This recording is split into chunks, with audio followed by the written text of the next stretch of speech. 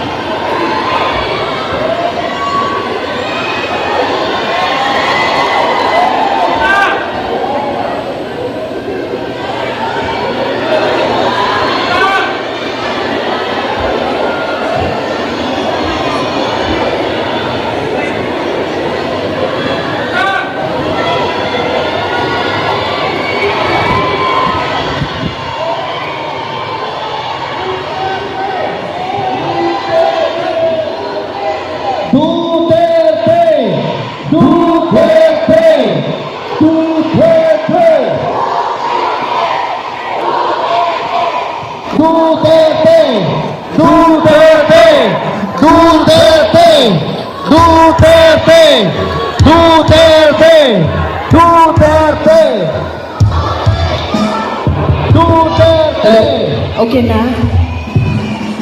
Sir, pakihanap na yung inutusan ni Marcos na patayin niyo, ha?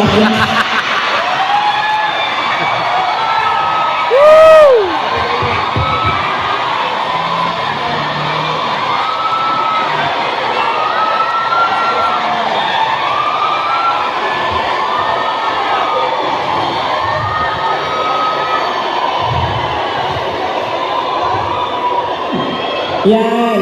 Dahil sa mga ganyan, nakakasuhan ako eh. Malay natin, di ba? Baka may inutusan dyan.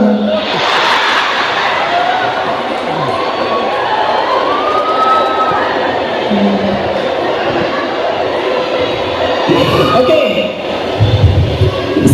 Isa lang. Paulit-ulit yan pag napapaisip ako sa tatay ko.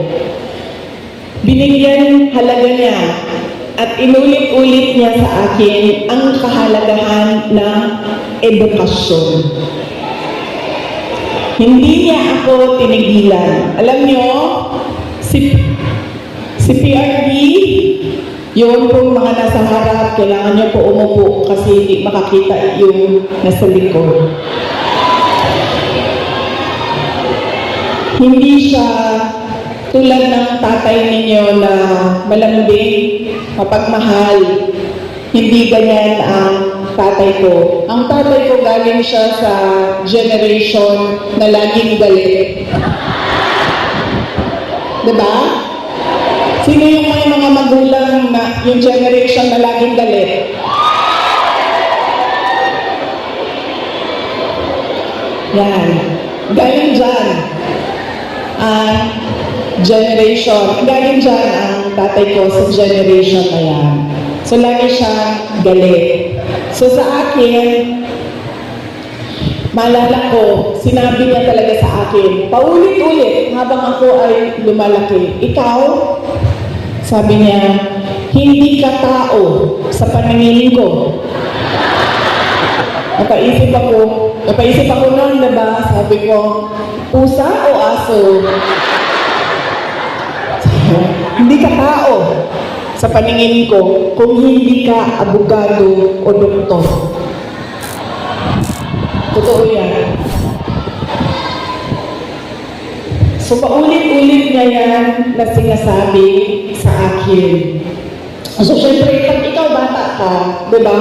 Papasok yan paulit-ulit dyan sa iyo. So, ako din, habang ako ay nag-aaral, nung ako ay malaki, nag-aaral ka, elementary, high school, napasok na sa isip ko. At 4 years old, hindi ko alam, baka sa tiyan pa lang, sinasabihan na ako ng tatay ko, ikaw, hindi ka tao.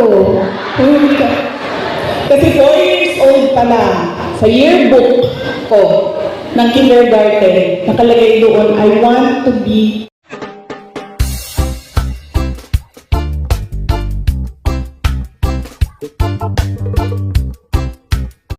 Salamat po ako dahil from 2016 hanggang 2025 ay nandyan pa rin kayo at nandito pa rin kayo para sa bayan. Maraming salamat. Sunod po ay personal pa rin ang pagpapasalamat ko sa inyong lahat, sa tulong ninyo, sa kampanya ninyo, sa suporta ninyo para sa akin, at sa boto ninyo noong nakaraang halalan noong 2020.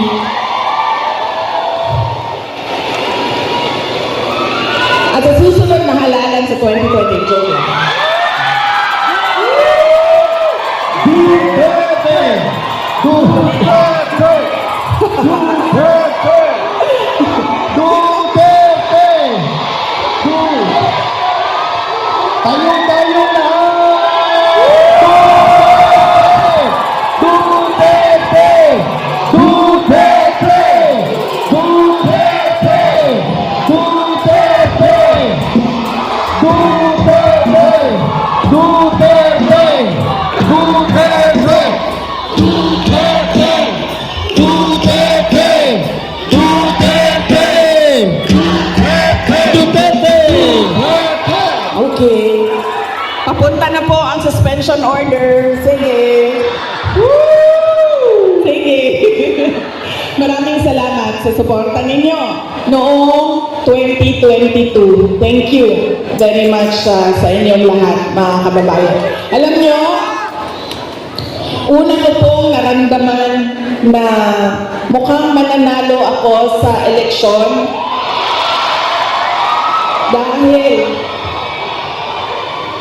dahil nakita ko ang overseas absentee voting results. Una siyang lumabas.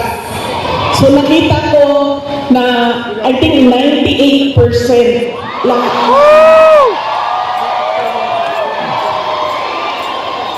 ng OFW votes ay para sa akin. Kaya doon ko naramdaman na parang baka siguro manalo ako. Kaya maraming salamat sa inyo.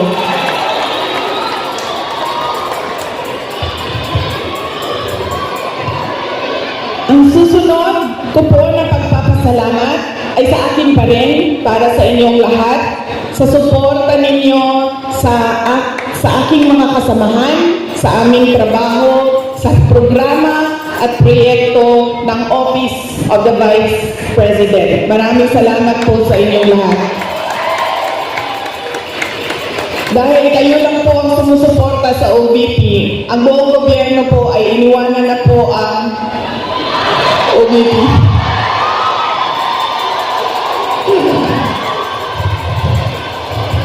Maraming salamat. Yung satellite offices po namin sa iba't ibang lugar ay naningkamot. Sabihin naningkamot. Naiwan. Nagsisikap.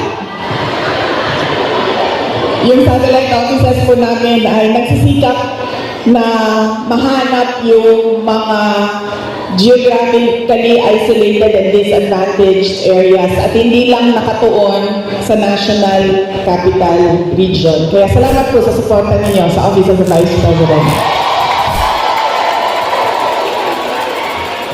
Ang susunod po na pagpapasalamat ko ay ang mahal ko kayo.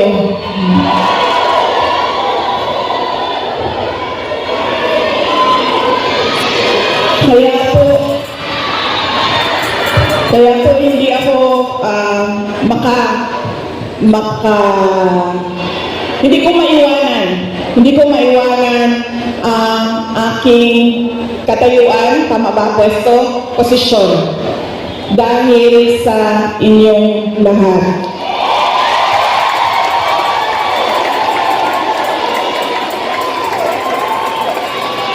Ang sunod na pagpapasalamat ay mula po sa aming pamilya, ang pamilya Duterte.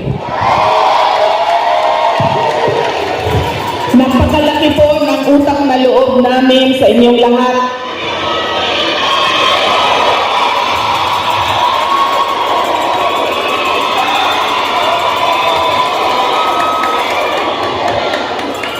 Bagong tayo nga mo ang utang na kabubuton kaninyong tanan mga kaigsuulan ng sa pagkakataon na ibinibigay ninyo sa amin na makaserbisyo o makapagtrabaho sa ating pamahalaan. Sa oportunidad na ginahatag ninyo kanamo nga makasilbi sa ato ang nasod. Maraming salamat po sa inyong lahat.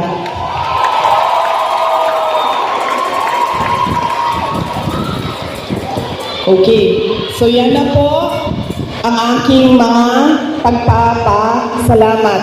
Meron pa ba akong hindi na Maraming salamat, ma'am. Ang sunod ay lilipat na po ako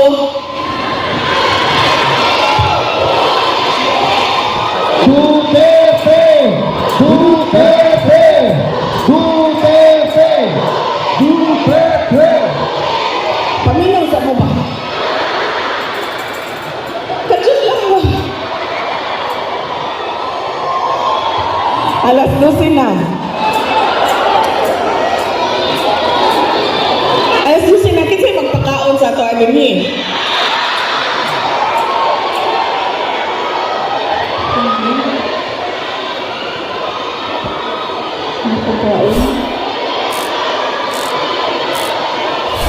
Ana, Jollibee? May Jollibee daw, sabi ni ma'am.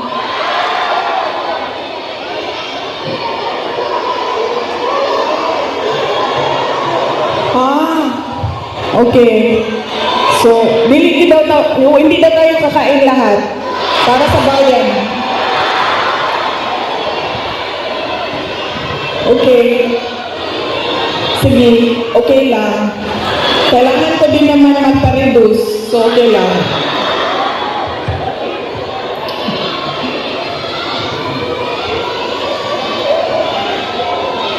Ma'am, darating tayo dyan sa ayuda na yan, ha?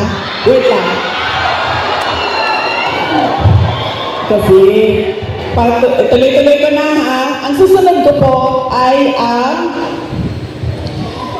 dahil pagpapasalamat po ito kay PRRD, former President Rodrigo Duterte, ay mag-share ako sa inyo ng aking pagpapasalamat sa kanya. Medyo mahaba itong kwento na ito, so mamaya nyo na singilin yung mga suspension order ninyo. Alam nyo, isa lang. Sa lahat-lahat siguro ng pagmamahal or generosity ni former President Rodrigo Duterte, isa lang ang stand out.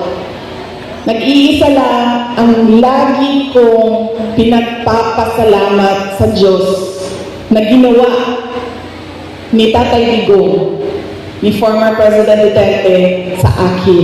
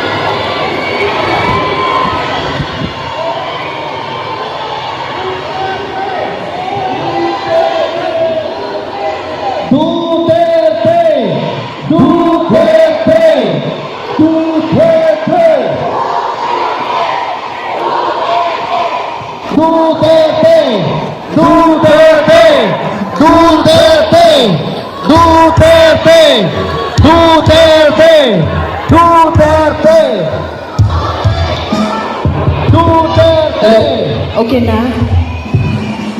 Sir, pakihanap na yung inutusan ni Marcos na patayin yung akin.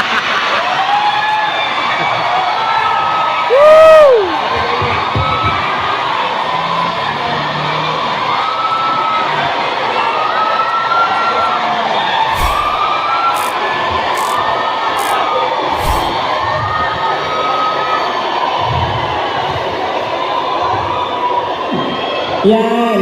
Dahil sa mga ganyan, makakasuhan ako eh. Malay natin, di ba? Baka may inutusan dyan.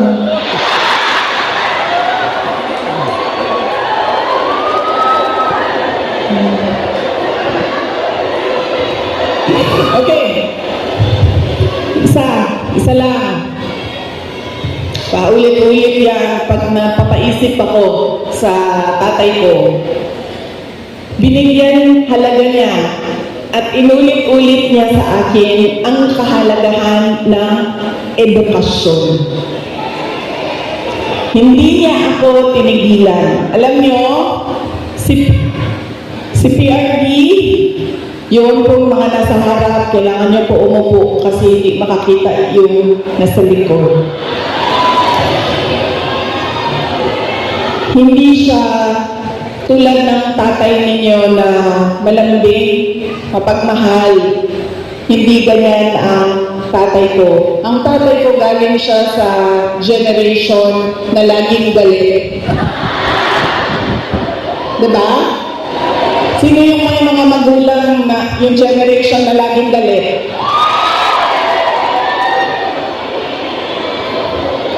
Yan. Galing dyan. Generation. Galing dyan ang tatay ko sa generation na yan. So, lagi siyang galit. So, sa akin, maalala ko, sinabi niya talaga sa akin, paulit-ulit habang ako ay lumalaki. Ikaw, sabi niya, hindi ka tao sa paningin ko. Napaisip ako noon, diba? Sabi ko, pusa o aso? Hindi ka tao sa paningin ko kung hindi ka abogado o doktor. Totoo yan. So, paulit-ulit niya yan na sinasabi sa akin. So, syempre, pag ikaw bata ka, di ba?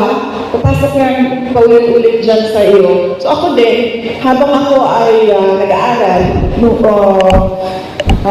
ako ay malaki, nag-aaral ka, elementary, high school, napasok na sa isip ko. At 4 years old hindi ko alam, baka sa tiyan pa lang, sinasabihan na ako ng tatay ko, ikaw, hindi ka tao. Hindi ka. Kasi 4 years old pa lang, sa yearbook ko ng kindergarten, nakalagay doon, I want to be